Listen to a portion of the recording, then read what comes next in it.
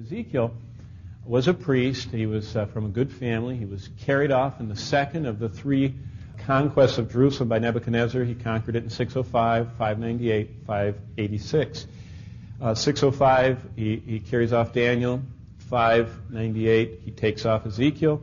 In 586, he kills a third of all the people outright, a third more die, and a third are carried away. And so it was really a horrible time to live there. When Daniel goes, he starts 73 years of living in Babylon, the city.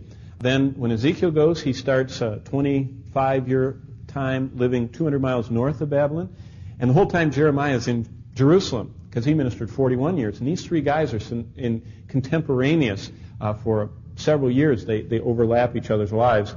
Jeremiah with Ezekiel in the middle and Daniel going way into far beyond either one of their lives. But I mean, we aren't going to get into this, but Ezekiel, God says, I want you to cut off your hair. So he cuts his hair off, and he says, take a third of it and chop it up.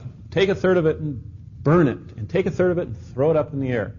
And what he's talking about is the third that got thrown up in the air was dispersed. That's the diaspora. And the third that got cut up were killed, and the third that got burnt were in the siege of the city. And so everything he did was so figurative, and that's why it's a challenging book. Ezekiel is a wonderful example to us because he was God's man for the hour. He depicts the type of servants the Lord needs today. That's what's neat about this book. I was talking with someone today at lunch, and I said, what do you think of Ezekiel? And they said, ooh, I see jet engines. That's what those wheels are. They said they're the flaming turbos of... I said, well, that's really not. That might be an interesting prophetic application, but that's not what Ezekiel saw. And we'll look at that. Three aspects of his life bear noting in our study. Genuine ministry for God will always build on these elements. So, if you really want to minister for God, and minister means be a servant. If you want to serve God, number one, God's servants are submitting to God. Submitting. Let me read to you Ezekiel 1:3.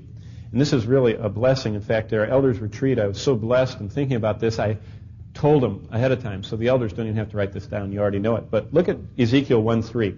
The word of the Lord came expressly to Ezekiel.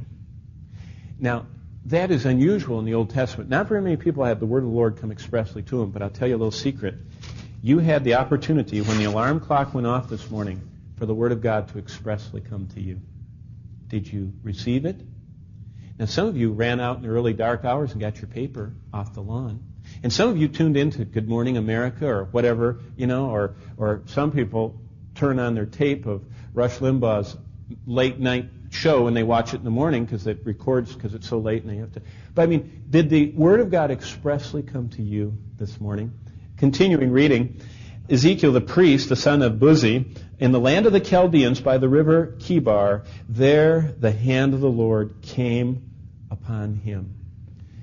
Now, there were thousands of Jews by the river Chebar, or Chebar. But God spoke to Ezekiel. Why? Because Ezekiel was submitted to God. He was tuned in. His receiver was turned on. He had submitted to God.